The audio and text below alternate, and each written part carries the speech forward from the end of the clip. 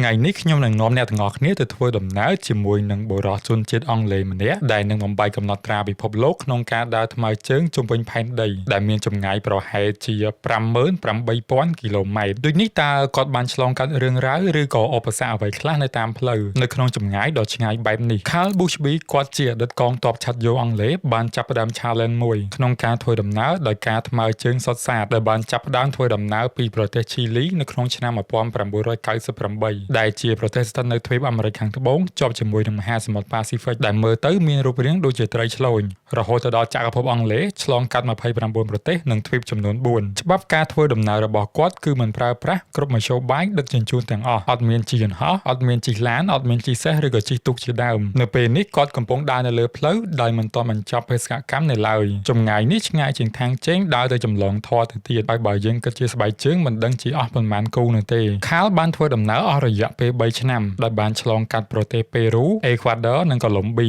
មកដល់ចំណុច Darien Gap គឺជាឧបសគ្គទី1សម្រាប់គាត់ដោយ Darien Gap គឺជាព្រៃយ៉ាងក្រាស់មួយស្ថិតនៅចន្លោះប្រទេសកូឡុំប៊ីនិងប្រទេសប៉ាណាម៉ាដែលមានប្រវែងប្រមាណជា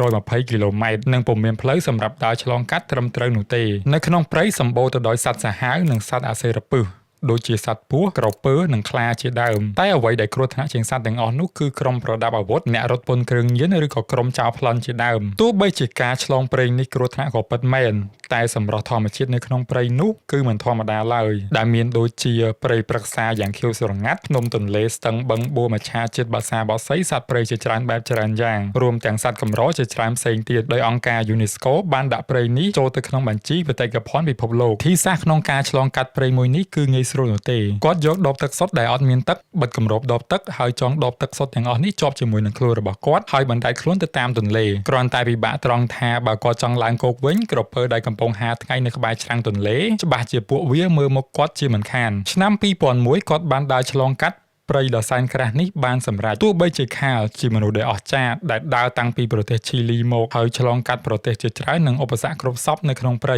ខាងប្រទេសប៉ាណាម៉ាគឺមិនបានកក់សន្តាគារផ្កាយ5ឲ្យគាត់នោះទេផ្ទុយមកវិញគាត់ត្រូវបានប៉ូលីសប៉ាណាម៉ាហៅទៅញ៉ាំកាហ្វេនៅក្នុងទ្រុងដែកអស់រយៈពេល18ថ្ងៃដោយសារតែឆ្លងដែនចូលប្រទេសប៉ាណាម៉ាដោយខុសច្បាប់បន្តដំណើរទៅខាងមុខKyleបានដើរឆ្លងកាត់ប្រទេសកូស្តារីកានីការ៉ាហ្គ័រហុងដូរ៉ាសអេលសាវ៉ាដ័រកាតាម៉ាឡ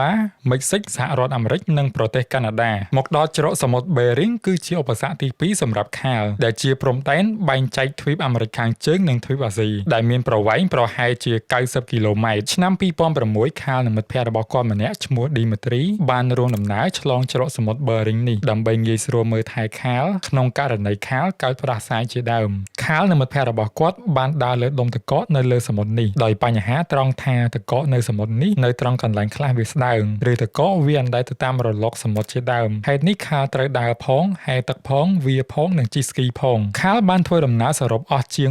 240គីឡូម៉ែត្រដែលលើសរហូតដល់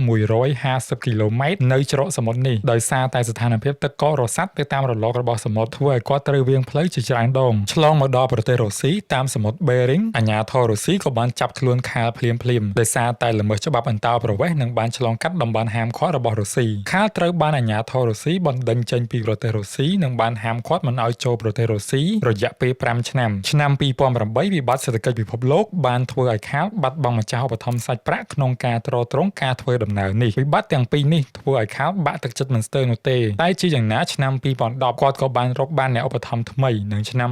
2011ការហាមឃាត់របស់អាជ្ញាធររុស្ស៊ី5ឆ្នាំក៏បានផុតកំណត់Kyleក៏បានចាប់ផ្ដើមធ្វើដំណើរបន្តទៀតតែសយអីធ្វើដំណើរបានតែបន្តិចអាជ្ញាធររុស្ស៊ីបានបន្តហាមឃាត់Kyleចូលទឹកដីរុស្ស៊ីរយៈពេល5ឆ្នាំបន្តទៀតឆ្នាំ2013Kyleបានសម្រេចចិត្តដើរពីទីក្រុង Los Angelesរដ្ឋ California ទៅរដ្ឋធានី Washington ដែលជាទីតាំងរបស់ស្ថានទូតរុស្ស៊ីប្រចាំនៅអាមេរិកដើម្បីបញ្ចុះបញ្ចូលរដ្ឋាភិបាលរុស្ស៊ីឲ្យលើកលែងការហាមឃាត់ចូលទឹកដីប្រទេសរុស្ស៊ីតាមរយៈការខិតខំដើរពីទីក្រុង Los Angeles ទៅ Washington ចម្ងាយជាង4800គីឡូម៉ែត្ររបស់គាត់រុស្ស៊ីក៏បានលុបចោលការហាមឃាត់Kyleក្នុងការចូលទឹកដីរុស្ស៊ីនៅចុងឆ្នាំ2014Kyleបានបន្តដំណើរមកដល់តំបន់ Siberia ប្រទេសរុស្ស៊ីដោយនៅក្នុងរដូវរងាតំបន់នេះមានសីតុណ្ហភាពត្រជាក់បំផុតនៅក្នុងផែនដីដែលមានមនុស្សរស់នៅមានសីតុណ្ហភាពចាប់ពី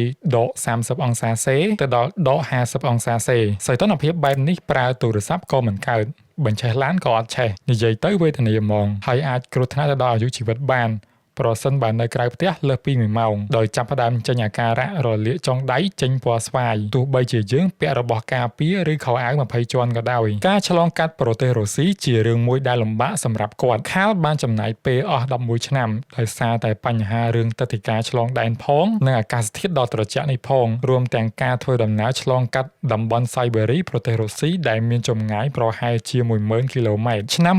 2017ខាលបានធ្វើដំណើរមកដល់ប្រទេសម៉ុងហ្គូលីជាប្រទេសដែលសម្បូរទៅដោយវាលស្មៅដាច់កន្ទុយភ្នែកបន្តដើរ 4-5 ម៉ោងយើងនៅតែឃើញវាលស្មៅដដែលដើម្បីបន្តដំណើរទៅខាងមុខខាលត្រូវដើរឆ្លងកាត់មួយផ្នែកខ្លះនៃសមុទ្រខ្សាច់ហ្គូប៊ីបើនិយាយពីសមុទ្រខ្សាច់ហ្គូប៊ីវិញនៅក្នុងរដូវក្តៅមានកម្ដៅឡើងទៅដល់40អង្សាសេចំណែកឯរដូវត្រជាក់ធ្លាក់រហូតដល់ដក40អង្សាសេហើយត្រឹមតែមួយយប់សីតុណ្ហភាពអាចប្រែប្រួលរហូតដល់35អង្សាសេឯណោះដែលធ្វើឲ្យថ្ងៃក្តៅហួតហែងដូចចង្ក្រានអាំងសាច់ហើយពេលយប់វិញត្រជាក់ដូចទូទឹកកកដូចនេះការធ្វើដំណើររបស់ខាលពិតជាលំបាកខ្លាំងណាស់ដោយសារតែនៅទីនោះខ្វះប្រភពទឹកផងរួមទាំងខ្យល់មានលក្ខណៈស្ងួតខ្លាំងផងដែរក្នុងការឆ្លងកាត់វាលខ្សាច់ដ៏ធំនេះគាត់ត្រូវប្រើសត្វអូតឲ្យជួយដឹកជញ្ជូនរបស់ប្រើប្រាស់និងស្បៀងអាហាររបស់គាត់ហើយគាត់ត្រូវដើរជាមួយសត្វអូតទាំងនេះបន្តដំណើរចេញពីវាលខ្សាច់ហ្គូប៊ីខាលបានដើរឆ្លងកាត់ប្រទេសចិនកាហ្សាក់ស្ថាននិងអូបេគីស្ថានធ្វើដំណើរមកដល់ប្រទេសទូកមេនីស្ថានខាលបានជួបបញ្ហាដ៏ធំមួយគឺថាបើគាត់ដើរទៅខាងលើគាត់នឹងឆ្លងកាត់ទឹកដីប្រទេសរុស្ស៊ីម្ដងទៀតដែលពីមុនប្រទេសរុស្ស៊ីនេះរករឿងគាត់ខ្លាំងណាស់តាក់ទងទៅនឹងទឹកដីការឆ្លងដែនហើយបើគាត់ដើរទៅខាងក្រោមវិញ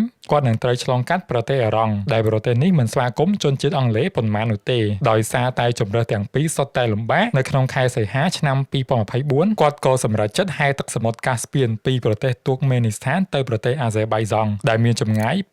288គីឡូម៉ែត្រនិងចំណាយពេល31ថ្ងៃនៅក្នុងការហែកទឹកឆ្លងប្រទេសនេះមិនមានន័យថាគាត់ត្រូវហែទឹកអត់ឈប់ហ្មងទេគាត់មានទូកសង្គ្រោះមួយបើកនៅក្បែរគាត់ហើយនៅពេលដែលគាត់ហត់ឬក៏ត្រូវការសម្រាកគាត់អាចឡើងលើទូកនឹងបានសម្រាករួចគាត់ក៏ចុះហែទឹកបន្តទៀតខាលមិនមែនជាអ្នកជំនាញខាងហែទឹកអីនោះទេហើយមិត្តភក្តិគាត់ម្នាក់ឈ្មោះថា Angela បានចូលរួមក្នុងការហែទឹកជាមួយគ្នាខាលបានបន្តដំណើរឆ្លងកាត់ប្រទេសអាហ្សេបៃសង់សកស៊ីនិងតួគីនៅត្រង់ចំណុចស្ពាន Bosphorus ទីក្រុង Istanbul ប្រទេសតួគីគឺជាចំណុចបែងចែកទ្វីបអឺរ៉ុបនិងទ្វីបអាស៊ីនៅខែឧសភាឆ្នាំ2025ខាលបានធ្វើដំណើរមកដល់ទ្វីបអឺរ៉ុបជាលើកដំបូងចាប់តាំងពីគាត់បានចាកចេញពីផ្ទះតាំងពីឆ្នាំ1998បើតាមការចុះផ្សាយរបស់កាសែត Reuters គាត់បានធ្វើដំណើរឆ្លងកាត់ប្រទេសប៊ុលហ្គារីប្រទេសរ៉ូម៉ានីនិងកំពុងស្ថិតនៅប្រទេសហុងហ្គារីហើយបើតាមផែនការរបស់គាត់នឹងត្រូវឆ្លងកាត់ប្រទេសអូទ្រីសអាល្លឺម៉ង់និងប្រទេសបារាំងឧបសគ្គចុងក្រោយសម្រាប់គាត់ក្នុងការសម្រេចគោលដៅរបស់គាត់គឺការធ្វើដំណើរពីប្រទេសបារាំងទៅចក្រភពអង់គ្លេសច្រកសមុទ្រអង់គ្លេសគឺជាច្រកសមុទ្រដែលត្រជាក់ខ្លាំងណាស់ដែលយើងមិនអាចហែកទឹកបាននៅទីនោះហើយច្រកសមុទ្រនោះទៀតសោតក៏សម្បូរទៅដោយកប៉ាល់ដឹកទំនិញយ៉ាងមមាញឹកផងដែរដើម្បីឆ្លងកាត់ច្រកសមុទ្រអង់គ្លេសនេះគឺមានវិធីតែមួយគត់សម្រាប់គាត់គឺផ្លូវក្រោមសមុទ្ររវាងប្រទេសបារាំងនិងអង់គ្លេសដោយបញ្ហានៅត្រង់ថាផ្លូវក្រោមសមុទ្រនេះត្រូវបានគ្រប់គ្រងដោយក្រុមហ៊ុន Gatling ហើយគេមិនអនុញ្ញាតឲ្យដើរថ្មើរជើងនោះទេផ្លូវថ្មើរជើងនេះគឺសម្រាប់តែបុគ្គលិករបស់ក្រុមហ៊ុនក្នុងការជួសជុលនិងថែទាំផ្លូវក្រោមដីនេះឬក៏ប្រើប្រាស់ក្នុងស្ថានភាពអាសន្នណាមួយដូចនេះខាត្រូវ lobby ក្រុមហ៊ុន Gatling ដើម្បីសុំការអនុញ្ញាតពីក្រុមហ៊ុនគ្រប់គ្រងផ្លូវក្រោមដីនេះដោយផ្ទាល់ក្នុងការឆ្លងកាត់ទៅចក្រភពអង់គ្លេសខាលបានចំណាយពេល27ឆ្នាំរួចមកហើយក្នុងការធ្វើដំណើរនេះហើយគាត់នឹងសម្រេចគោលដៅរបស់គាត់នៅចុងឆ្នាំ2026នេះមេរៀនដ៏សំខាន់ដែលគាត់បានរៀននៅតាមផ្លូវដែលគាត់បានឆ្លងកាត់កន្លងមកនោះគឺជាអំពើល្អរបស់មនុស្សយើងអំឡុងពេលខាលធ្វើដំណើរប្រជាជនដែលរស់នៅស្របតាមផ្លូវដែលគាត់បានដើរបានផ្ដល់អាហារកន្លែងស្នាក់នៅនិងជួយណែនាំផ្លូវដើរសម្រាប់គាត់វាជាផ្នែកមួយដែលអាចជួយគាត់ឲ្យរស់រានមានជីវិតនិងសម្រេចគោលដៅរបស់គាត់ការផ្សងព្រេងរាប់ម៉ឺនគីឡូម៉ែត្ររបស់ខាលគាត់ចង់បង្ហាញយើងទាំងអស់គ្នាថារឿងអ្វីក៏ដោយឲ្យតែយើងបដិញ្ញាចិត្តទោះបីជាជួបឧបសគ្គរាប់រយជំពូកយើងនឹងអាចសម្រេចវាបាន